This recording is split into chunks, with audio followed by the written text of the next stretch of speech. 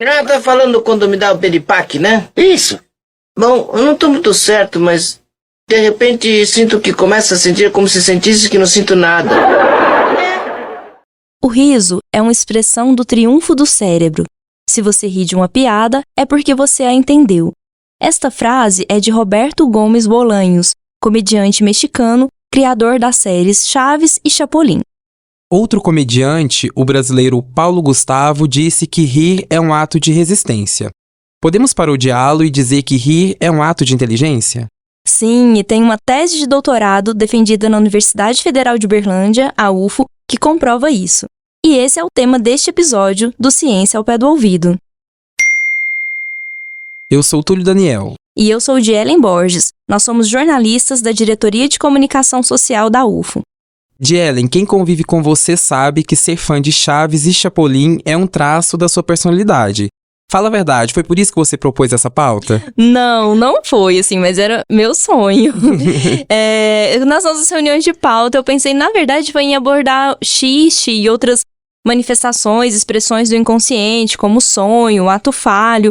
E aí eu fui fazer a minha primeira apuração, pesquisar se tinha alguém aqui na UF que trabalhava com esse tema, né? E tem, inclusive quero voltar a isso depois também, que é um assunto muito interessante. Mas uma das bases de pesquisa que eu utilizo, na verdade todos nós, né, utilizamos, é o repositório institucional, para onde vão as teses, as dissertações. E procurando por xixi no repositório institucional da UFO, eu encontrei a tese do Wilson Filho, que vai falar sobre xixi também, mas que na verdade ele pesquisou ali Chaves e Chapolin e vai falar um pouco sobre os recursos literários, filosóficos que aparecem ali. E aí eu vi que o orientador dele é o professor Ivan, lá do ILEO, Ivan Marcos Ribeiro. Entrei em contato com o professor Ivan e ele me passou o contato do Wilson, porque ele já terminou a tese dele, né? Então estava aqui sem vínculo com a universidade, mas foi um trabalho desenvolvido aqui. Foi a partir disso, então, pensando em xixi, que eu cheguei lá no Chaves, mas confesso que gostei bastante de pesquisar mais sobre esse assunto que eu amo. Não, eu acompanhei o processo, lembro da sua empolgação quando você achou, foi uma mina de ouro.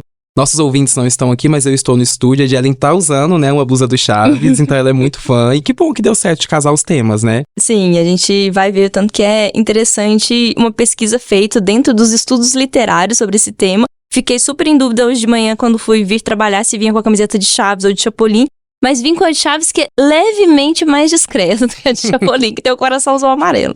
Então é isso, vamos ouvir sua entrevista.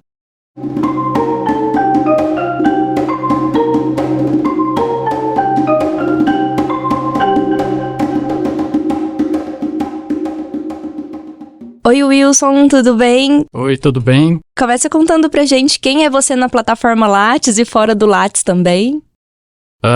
Obrigado pelo convite, Dielen. Eu sou Wilson Filho Ribeiro de Almeida, sou artista plástico, revisor, tradutor, escritor e agora também editor. Eu sou de Capinópolis, que é aqui mais ou menos perto de Uberlândia.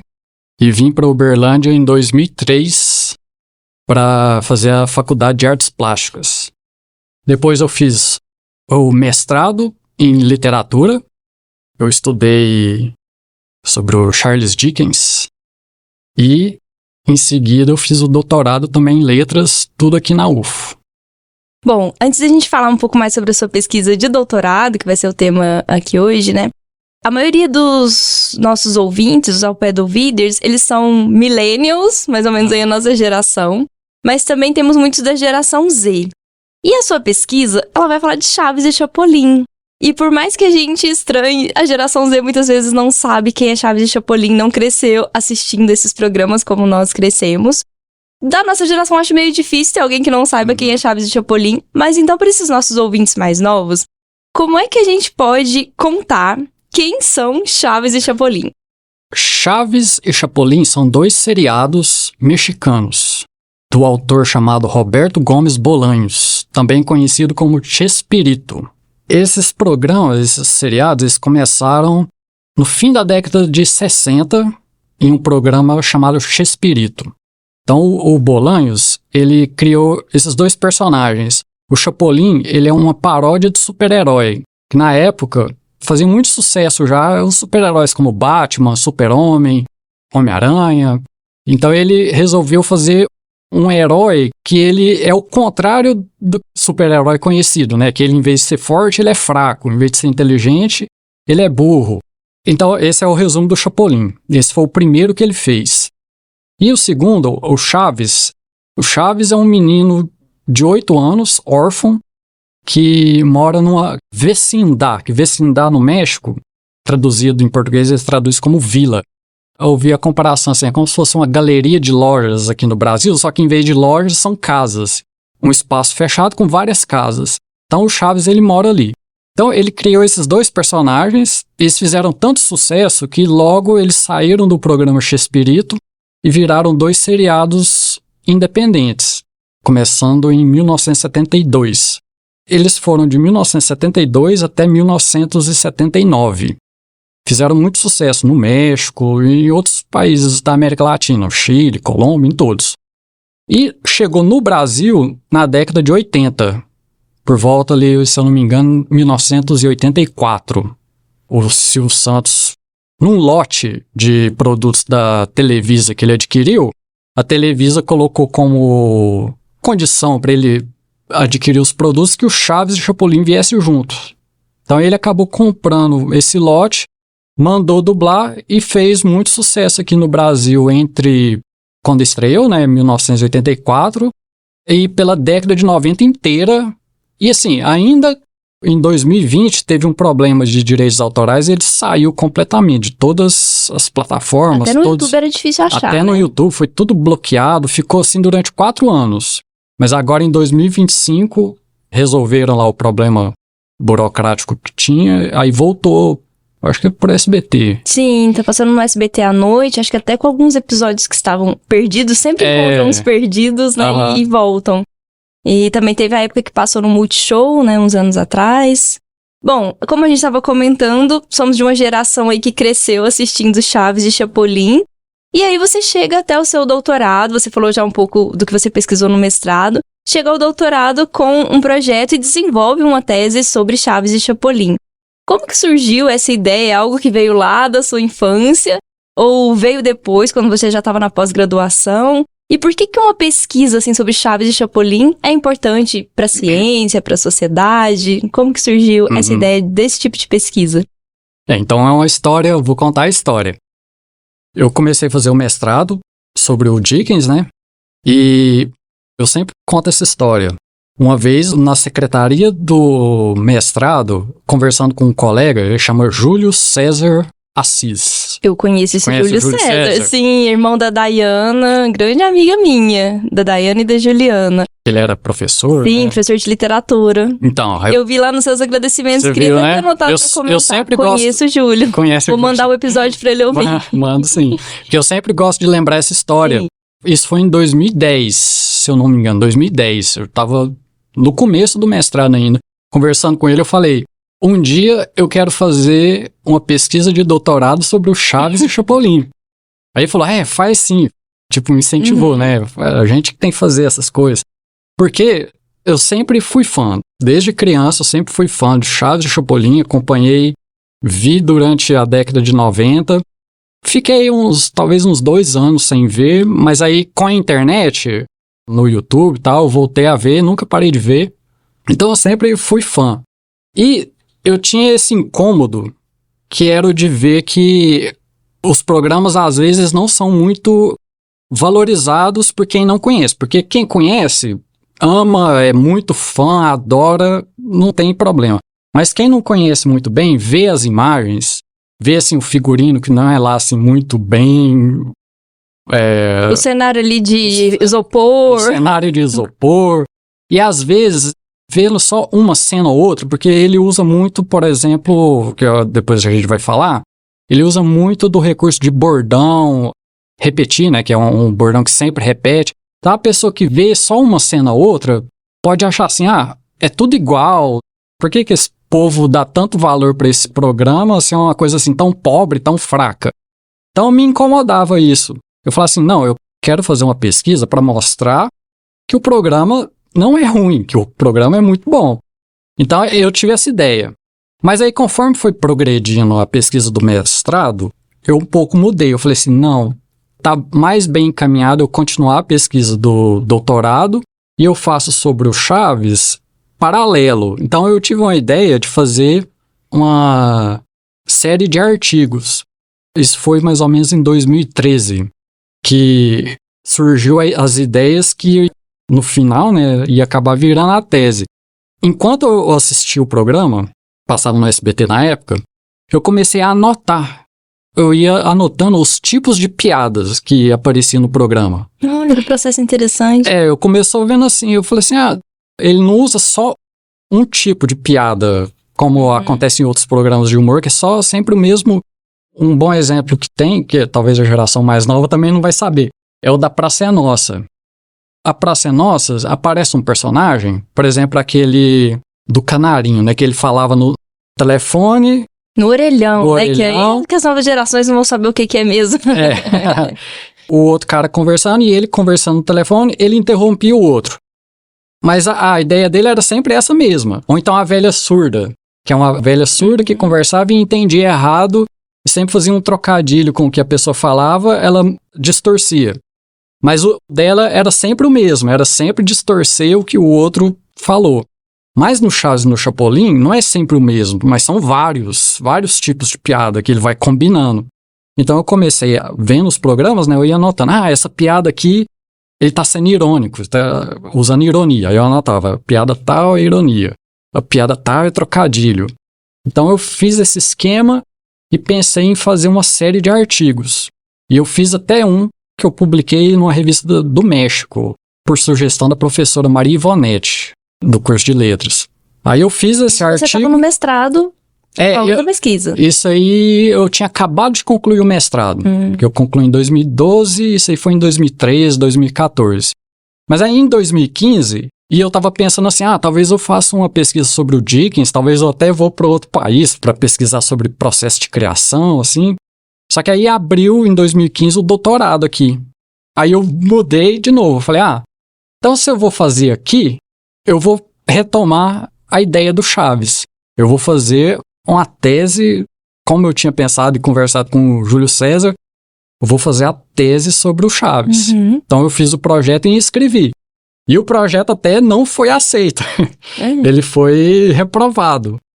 Porque como era a primeira turma do doutorado, teve muitos inscritos, acho que foi 50 inscritos de uma vez, e houve um problema lá sobre o processo seletivo que revogou o processo seletivo e todo mundo que se inscreveu entrou. Então foi assim que o Chaves entrou na universidade. Bom, sabe que eu já pensei em pesquisar Chaves também quando eu fazia graduação em comunicação social com habilitação em jornalismo e estava pensando em projeto de TCC, eu cheguei a pensar e o meu incômodo era um pouco parecido com o seu, mas mais no sentido de por que as pessoas continuam assistindo, incômodo de pesquisa, né? Queria encontrar o que tem ali. Só que aí eu lembrei daquela frase, trabalhe com o que ama e não amará mais nada, fiquei um pouco com receio. Aí eu fui trabalhar com coisas que eu gosto, como a ciência, mas... Então por isso eu fiquei tão fascinada. Alguém conseguiu, ele chegou lá, ele fez uma tese e continua amando Chaves. Sim. Bom, mas diferente, né, como a gente estava falando, diferente dos outros livros, obras sobre o Roberto Bolanho, sobre Chaves, a sua tese, que virou livro também, ela não é sobre curiosidades a respeito da série, é sobre por que tantos de nós rimos da série há tanto tempo, e a sua resposta, ela não vai pela questão da simplicidade, como você explicou, até com outros exemplos, mas pela complexidade dos recursos cômicos, literários, filosóficos. Que recursos são esses que você observou em Chaves e Chapolin? Você disse que ia assistindo as cenas e anotando. Você pode dar alguns exemplos de cenas e o que você viu ali para os nossos ouvintes? Sim. Comentando isso que você falou, né? Eu fiz a pesquisa e continuei amando Chaves. E aqui eu tenho que fazer um agradecimento ao meu orientador, professor Ivan Marcos Ribeiro. Ele não me forçou a fazer nada além do que eu tinha planejado. Isso é tão bom, Muito né? bom. E ele já me conhecia porque ele tinha sido da minha banca do mestrado. Então ele já sabia que eu sabia fazer o que eu tinha planejado fazer, né? Então ele me deixou livre, faz o que você planejou aí, e só quando eu tinha alguma dúvida, falava, Ivan, o que você acha disso aqui e tal? Mas ele não quis me mudar de direção nem nada, me deixou seguir o caminho, então foi ótimo. Muito bom quando tem essa abertura, né? Sim. No meu doutorado também tive uma experiência positiva, assim, de alguém que nos orienta, mas que não vai nos tô lendo ali Isso, durante isso. o processo.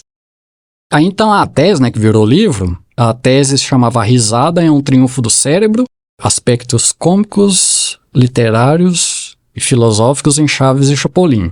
E o livro virou O Riso é um Triunfo do Cérebro, Comédia, Filosofia e Literatura em Chaves e Chapolin. Aí então eu estruturei a tese explicando, comentando e dando exemplos dos vários recursos que eu observei. Então esses recursos, vou falar um pouco de cada um. O primeiro, que foi o que virou o artigo da Revista do México, a revista se chama, se eu não me engano, se chama Interpretextos, que é sobre a anedota de abstração. E eu acho que essa é uma das ideias que eu considero assim, mais originais desse trabalho que eu fiz. Que a anedota de abstração é um conceito que foi criado pelo Guimarães Rosa, em um dos prefácios do livro Tutameia. Então, basicamente, a anedota de abstração, ele observa o seguinte, que tem várias piadas, vários tipos de anedotas que se baseiam na abstração. A abstração, que é um termo filosófico, né, ela quer dizer uma separação mental. O que está abstrato é o que, na realidade, está junto. Porque concreto, né, que é o que se divide em abstrato e concreto, né, o oposto de abstrato. Concreto quer dizer aquilo que está junto, que a realidade tudo está junto, uma coisa com a outra, né? Não tem nada separado. A abstração é quando pela mente a gente capta um aspecto da realidade e mentalmente a gente separa. Um exemplo bom para entender isso, das cores, a cor verde. A ideia da cor verde, o verde não existe na realidade separado, só o verde. É alguma coisa que é verde. A grama é verde, a mesa é verde, uma camisa é verde, o papel que tem uma tinta verde. Mas a ideia do verde puro, o verde existindo como verde, é uma coisa que existe só separado, mentalmente, né? É uma abstração separada da realidade. Então Guimarães Rosa, ele percebeu que há umas piadas que a graça dela está em fazer algum tipo de abstração. Aí ele cita vários exemplos, né? Tem algum de Chaves que você já poderia citar? Tem, já exemplifica. Um exemplo de Chaves ou de Chapolin. Do Chaves. O Kiko tá brincando com os carrinhos e fazendo aqueles barulhos que ele faz, né? Imitando a ambulância. O que você tem? Ambulância besta!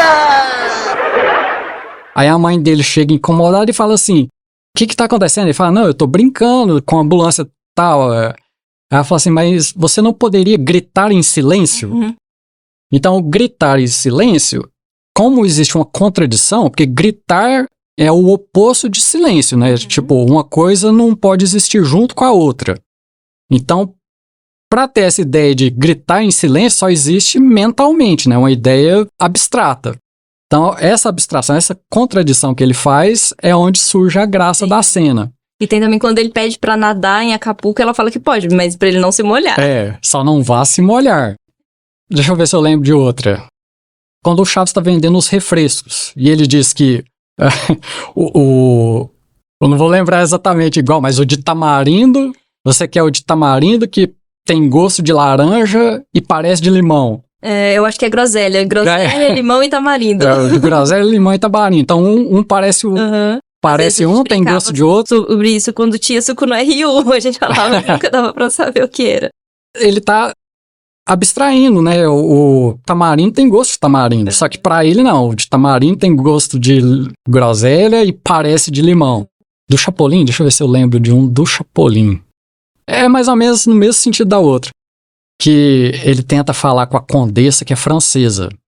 Porque o Chapolin é assim, ele é meio burro, mas ele não admite que é burro. Ele é fraco, mas não admite que é fraco, etc, né? Então ele quer dizer que ele sabe falar francês. Só que ele fala com ela, não entende nada, né? Aí ela diz, sinto muito, Chapolin, você não fala francês. Ele, não, acontece que para entender o francês eu preciso de 3 coisas. Que falem devagar, em voz alta e em português. Então o francês que é em português também é uma abstração, né? Que são 2 características que não existem na realidade. E aí já é a piada traduzida para o português e a dublagem é muito boa, né? É muito boa. É adaptada, até não só traduzida, mas tem as adaptações com eles nomes fizeram de cidades. muitas. E até quando não faz sentido, parece que para os fãs virou uma coisa tipo, Acapulco, que vira Guarujá no meio do episódio. Não mexam, deixem desse jeito agora, né? Já Eles saem indo pra Acapulco. Aí na parte 2 eles chegam no Guarujá. E na parte 3 eles estão de volta em Acapulco. É, uma coisa assim, mas Brás que já compõe, né, o que é ali. Aquela que é muito famosa no Brasil, era melhor ter ido ver um filme do Pelé. Sim. Essa é uma criação da dublagem brasileira. O que fala no original? No original era melhor ter ido ver El Chanfle, que era um filme do Bolanhos. Então era um jeito de fazer melhor. A gente fala tudo. Eu não sei você, mas eu super incorporo no meu dia a dia falar de Chaves. Já virou traço assim de personalidade. Tem a camiseta, inclusive o ouvinte não tá me vendo, mas estou com camiseta de Chaves hoje. E aí, o bordão do Chapolin, né? Se aproveitam de minha nobreza, eu falo bastante. E eu também tenho muito hábito de estar acontecendo uma cena e eu comparo com Chaves ou Chapolin. Nessa semana mesmo, um amigo tá numa situação no trabalho em que ele vai precisar se dividir. Na hora eu falei, é o Chapolin que passou pela bruxa baratuxa e se separou no meio. Vai suas pernas lá pro tal lugar, vai sua parte de cima pra outra. Parangarico tirimiruaro! E ele via também, entendeu? Mas outras pessoas que não veem, mas ficaram de fora. E não dá pra explicar, né? A piada, senão ela vai perder a graça. Eu costumo falar que Chaves e Chapolin, qualquer situação da vida, você consegue encontrar uma cena, alguma referência que... Sim, eu faço que se adequa. Bom, aí além da anedota de abstração. Anedota de abstração. Depois, paródia e caricatura. Que a paródia, como você pega uma obra anterior e você distorce ela. Você faz uma distorção proposital e aí no sentido de humor. Então aí você tem paródia de Romeu e Julieta, de filme de terror, de filme de ficção científica. Branca de Neve e os Sete Anões foi tão falado recentemente que saiu o filme. E aí todo mundo comentando na internet, não vai ter nenhuma versão melhor que essa aqui do Chapolin. Então aí ele pegava essas obras anteriores, ou então gêneros literários, gêneros cinematográficos, e usava como matéria-prima para o humor, fazendo uma paródia. E a caricatura já é a distorção de uma pessoa, pode ser um personagem ou uma pessoa real. Que ele tem caricatura de Cristóvão Colombo, isso mais no Chapolin. Leonardo da Vinci, o Chopin, tem vários. Então ele usava também a caricatura, contando, ele falava, vou contar a história do Da Vinci não como foi, mas como poderia ter sido, que é um dos títulos que ele costumava usar. Então tem a paródia e caricatura, o próprio Chapolin é a paródia do super-herói, como eu falei, né, o super-herói fraco em vez de ser forte. Uma coisa do Chapolin é que ele é chamado para ajudar, mas ele acaba atrapalhando. E às vezes no final dá certo. Às vezes no final ele acaba que dá certo, né? Ele acaba resolvendo. Esse do Leonardo da Vinci, por exemplo, começa com um pintor que a empregada limpou o quadro dele. Aí ele fala, nossa, levei 6 anos para pintar esse quadro e ela estragou meu quadro. Aí então ele tá triste, né? E chama o Chapolin para consolar ele. O Chapolin, tentando consolar ele, acaba destruindo outro quadro dele que ele tinha que entregar naquele mesmo dia. Então, quer dizer, o Chapolin acaba criando mais problema. E aí, para tentar consolar ele, ele vai contar a história do Leonardo da Vinci. Então, paródia de caricatura. E é nesse que depois ele pega um dos quadros e vira de cabeça para baixo e vira um outro quadro. Ainda tem isso no fim, que é totalmente inesperado. Aí fala, mas esse quadro ali, ele é o general que você tá retratando. Ele, não, esse ali é o quadro do meu pai. Não, mas é igualzinho o general. Ele vira de cabeça pra baixo e parece o general. Nossa, é muito bem feito, né? Pensar que fazia sentido o desenho num formato e quando gira 180 graus, continua fazendo sentido e vira uma outra pessoa. Nisso que você tá demonstrando que não é simples, né? Não é simples, ele vai combinando. Então, no mesmo episódio que tem a paródia e a caricatura, aparece a anedota de abstração. O Da Vinci, ele diz... Deixa eu ver se eu lembro. Tem uma anedota de abstração nesse episódio. Fugiu da memória. Não acredito. 2 fãs de Chaves, Chapolin, não conseguiram lembrar. É tanta coisa que dá branco, a gente não lembra. Sim, eu fico indignada quando eu quero lembrar uma coisa e não consigo. Mas aqui no livro tá tudo. Tem, como eu falo, tem abundância de exemplos. Sim. Então, mesmo quem não conhece Chaves e Chapolin, se ler o livro, vai ter boa ideia do como é. Então, além da anedota de abstração, outro que você comentou, a paródia, da paródia, o que aí, ironia. A ironia aparece em 2 sentidos. No nível do discurso, ela é dizer o contrário do que se pensa. Então, você é irônico quando você pensa uma coisa, mas você diz exatamente o contrário. Então, o Seu Madruga é o rei, né, da ironia. Por exemplo, ele tá com a câmera de tirar fotos. Aí chega um dos meninos e fala: que isso, é uma câmera de tirar fotos? Eu vou falar na versão em portuguesa que depois eu comento qual que é a diferença. O que é isso? É uma câmera de tirar fotos? Ele fala: não, é um jumento de garimpeiro. Então ele sempre contradiz e diz uma coisa absurda, irônica. Esse jumento de garimpeiro eu acho mais engraçado também, que no original é reata de jaripeu, que é uma corda de laçar boi em rodeio. Jumento de garimpeiro é muito bom. É. E ele criou bem a Chiquinha, porque ela também é bastante, né? A Chiquinha também é muito irônica. Me veio quando a Dona Florinda critica o emprego do Seu Madruga de Homem do Saco, e ela fala: talvez um dia meu pai faça uma coisa importante, como pendurar roupas no varal da vila. E a Dona Florinda tá lá pendurando. E ela fala que isso é importante, obviamente debochando, né, da Dona Florinda. E a ironia da Chiquinha, ela se combina com outro ponto da pesquisa, que é o cinismo. Que ela é irônica e ela é cínica também. E aí você fala disso mais pro fim mais da pro tese. fim. Então a Chiquinha, ela vai pra esse lado de ser irônica e cínica. E o Seu Madruga, ele é irônico e muitas vezes a ironia se volta contra ele. Por exemplo, tem o episódio em que ele tá tentando trocar a lâmpada do pátio que estragou, aí ele troca, vem o Chaves e acontece algum acidente, ele quebra. Ele manda o Chaves buscar outra lâmpada, o Chaves vem e tropeça, deixa cair e quebra. Quando ele finalmente coloca a lâmpada, ele fala irônico pro Chaves: agora quebre mais uma vez. Aí o Chaves: vou ver se consigo. Leva pro literal. Leva pro literal. Então tem esse tipo de piada que eu analiso também, eu chamo de literalismo. Que é quando um personagem ele pega uma sentença de sentido figurado, no caso aqui a figura é a ironia, mas tem outras figuras também. E ele toma no sentido literal. Então esse é um outro ponto que tem. Esse jogo entre sentido figurado e sentido literal. Ainda na ironia, tem a ironia no nível do discurso, que é esse como do Seu Madruga e tal. E tem a ironia que se chama a ironia de situação. Que não é o que está sendo falado que é irônico, mas a própria situação que você percebe uma ironia ali, algo que não deveria ter acontecido desse modo. Um exemplo que se costuma citar é quando que diz a ironia do ladrão roubado. Quando o ladrão vai roubar e, na verdade, no fim, ele que acaba sendo roubado. Então tem uma ironia e algo que acontece contrário do que se esperava. Então, uma ironia que tem também no Chaves, no episódio em que o Seu Madruga inventa de vender balões.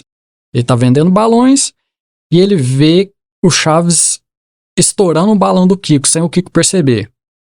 Então ele pensa: olha, tem um esquema bom aqui, eu vou fazer uma parceria com o Chaves, que o Kiko compra o balão, o Chaves vai, estoura o balão, o Kiko vem comprar outro balão, e assim sucessivamente. E ele vai e explica pro Chaves, né, ó, tá aqui um prego, estoura os balões do Kiko.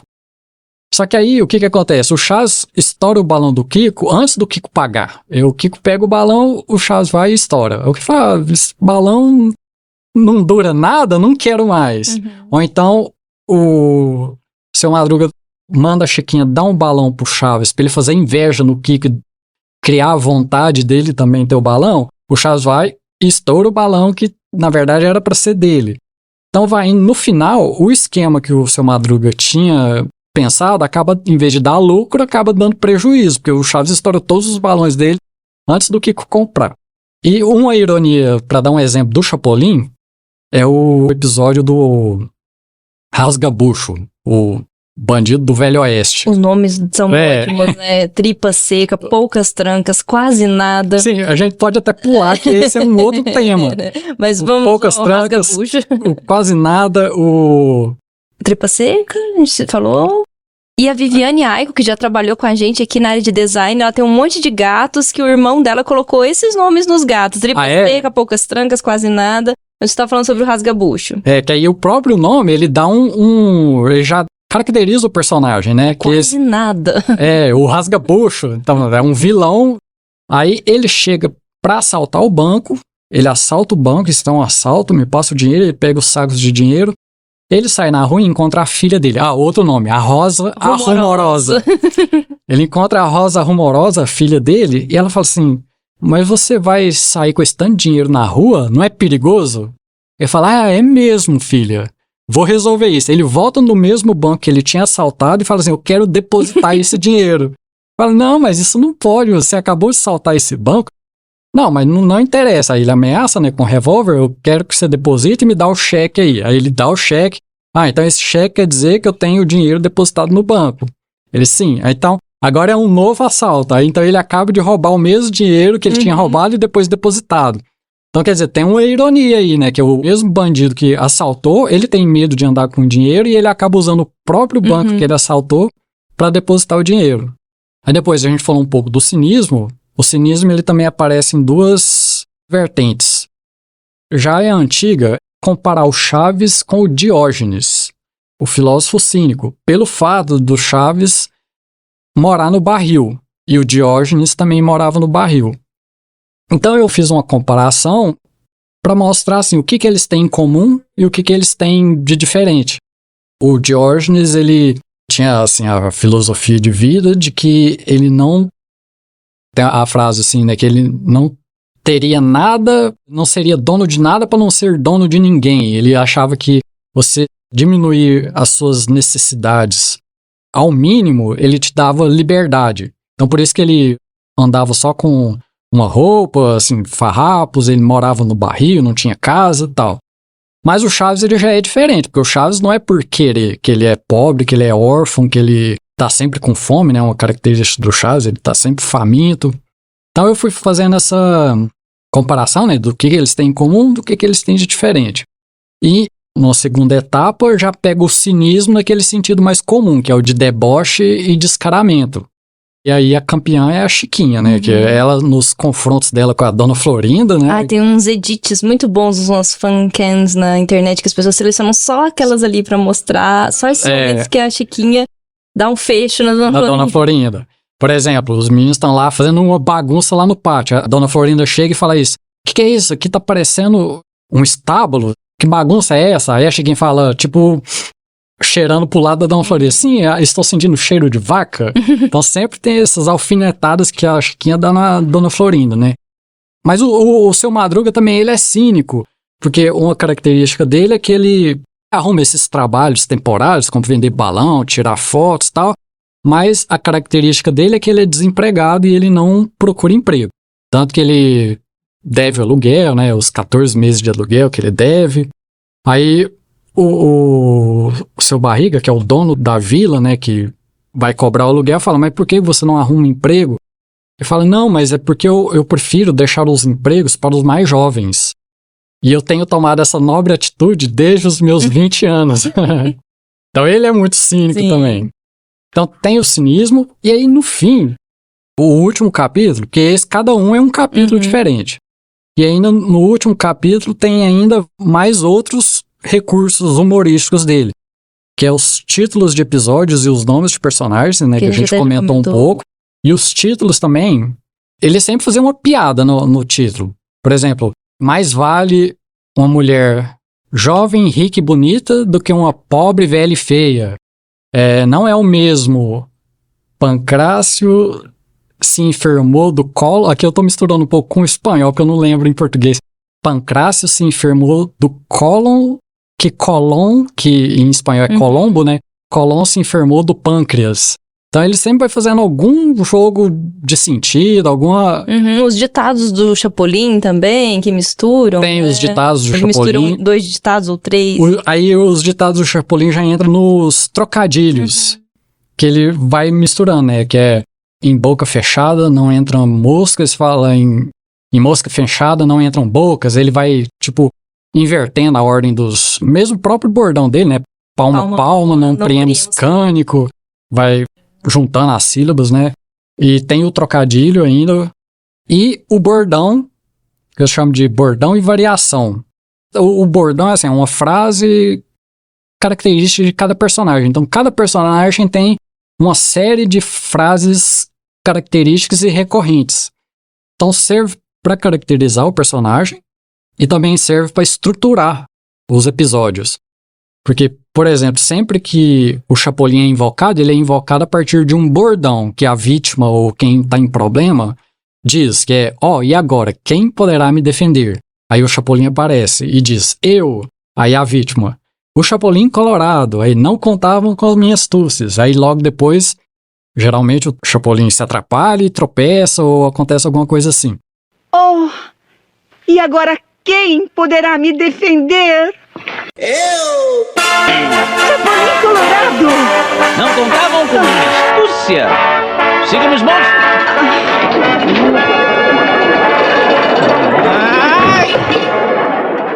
Então o bordão ele serve para criar uns pontos pelo qual o autor ele ia estruturando os episódios. Outro exemplo é quando o professor Girafales chega na vila do Chaves e encontra a Dona Florinda, sempre existe uma série de bordões que é uma cena recorrente, que ela diz, que milagre o senhor por aqui? Aí fala, eu vim lhe trazer este humilde presente.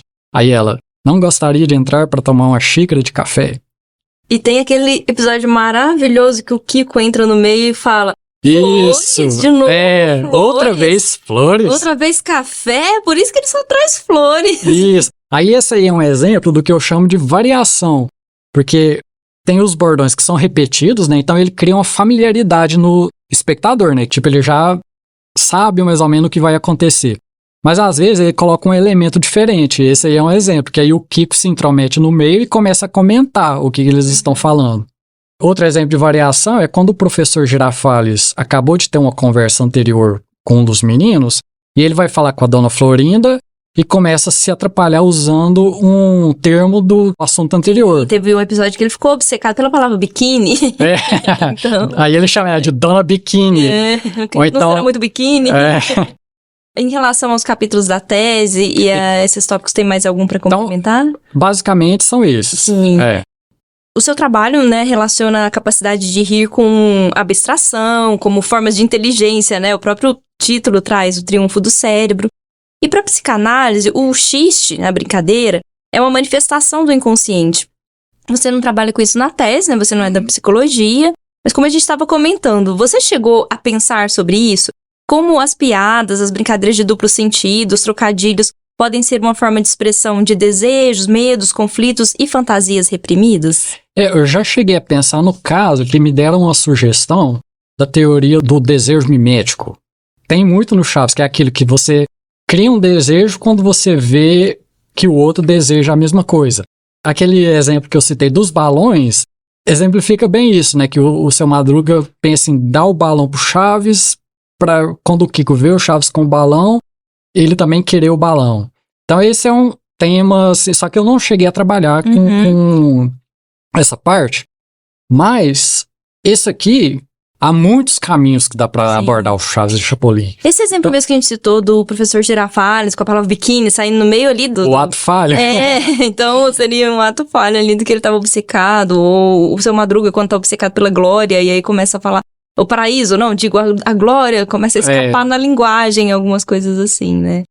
Então, nesse trabalho que eu fiz, alguém que estiver interessado, né, algum pesquisador que quiser trabalhar com Chaves e Chapolin, ele dá para tirar muitas ideias aqui desse mesmo trabalho que eu fiz, porque sempre que eu tive alguma ideia, assim, sempre que possível, nas notas de rodapé, possibilidades de outros caminhos de pesquisa. Ah, eu não vou poder falar disso, mas quem quiser é um ramo interessante. E por exemplo, de manifestação do inconsciente, a gente falou do xiste, falou do ato falho, e tem o sonho também, e ali tem alguns episódios em que o Chaves sonha, sanduíche gigante, os bolos sendo oferecidos. Então alguém aí da psicanálise resolver tomar como objeto. Aí, verdade.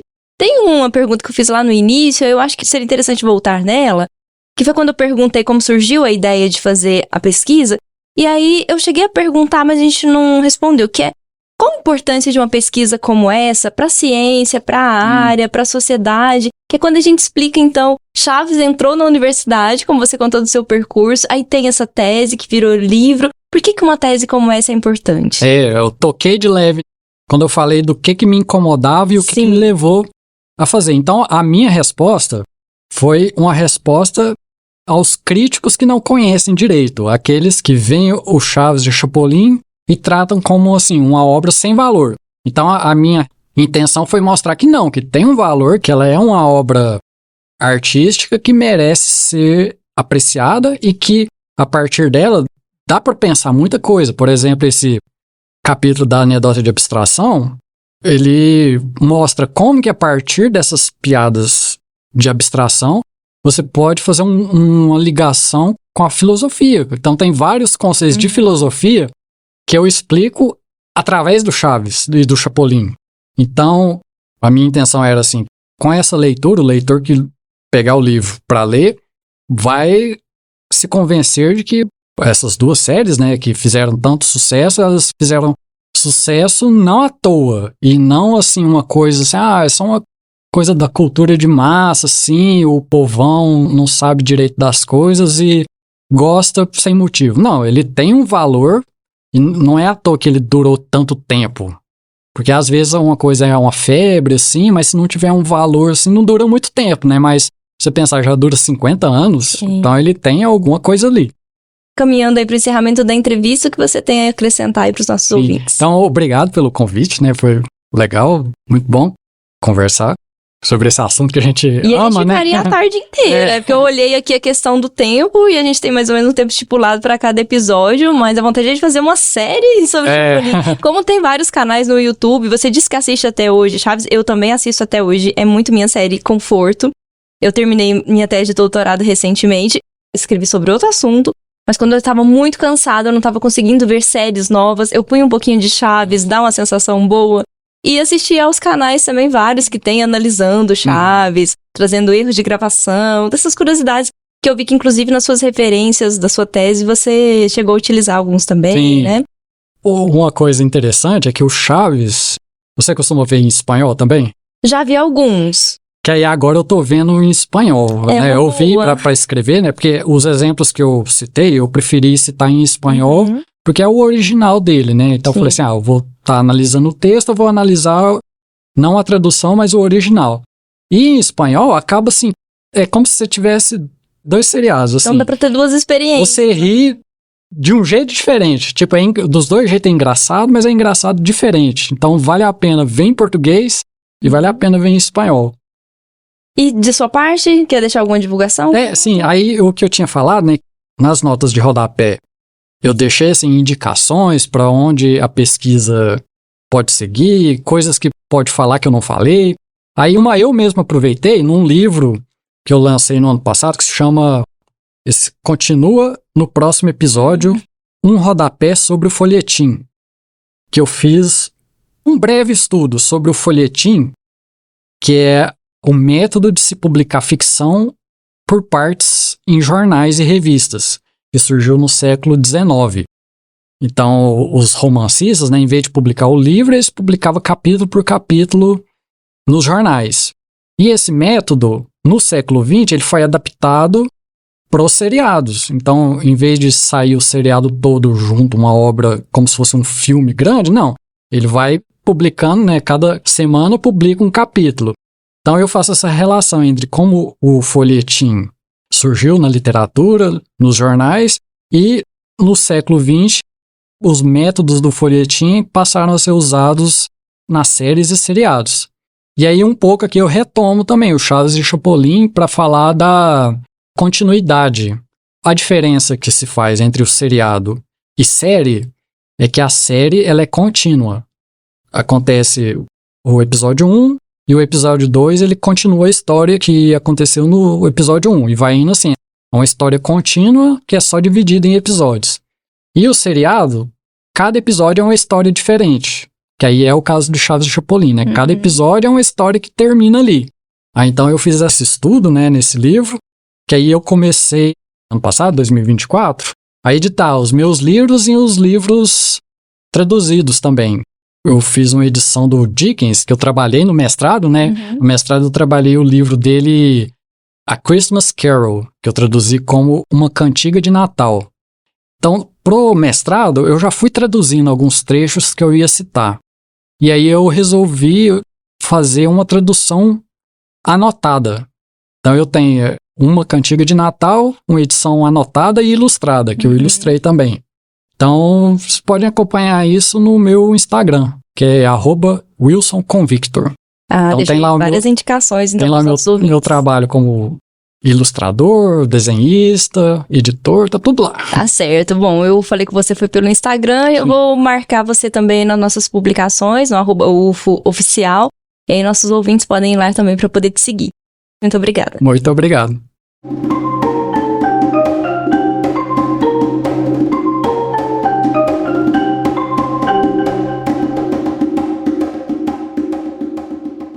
É isso então, e você que nos acompanha, não se esqueça de seguir a gente nas redes sociais para acessar os outros conteúdos que preparamos para você. Estamos no X, antigo Twitter, @aopédoouvidopod, e claro, nas redes sociais oficiais da UFO. Gostou desse episódio? Quer perguntar algo? Mandar um recado ou indicação pra gente? É só mandar um áudio para o nosso WhatsApp. Nosso número é 349-9948-4655. Repetindo, 349-9948-4655. Muito obrigado por nos ouvir até aqui e até semana que vem. O Ciência ao Pé do Ouvido é o podcast da Divisão de Divulgação Científica da DIRCO, a Diretoria de Comunicação Social da Universidade Federal de Uberlândia. Produção, entrevista e divulgação nas mídias sociais desse episódio foram feitas por mim, de Ellen Borges. Eu também fiz a apresentação juntamente com meu colega Túlio Daniel. Ele também fez a supervisão do roteiro. E nós dois somos jornalistas da DIRCO. A comunicação imagética foi feita pela Maria Clara Medeiros, estagiária de design. A principal transição sonora é composição do percussionista Eduardo Fraga Túlio, que é pesquisador e professor de música aqui na UFO. Esse episódio contém áudios das séries Chaves e Chapolin, da emissora Televisa, disponíveis no YouTube. A captação de áudio foi feita por Euler Reis. Edição, montagem e finalização são do Márcio Gama. A direção de comunicação social da UFO é da jornalista e pesquisadora Ana Spanenberg. O Ciência ao Pé do Ouvido tem apoio da Fundação de Amparo à Pesquisa do Estado de Minas Gerais, a FAPEMIG. Voltamos na próxima terça-feira. Até mais!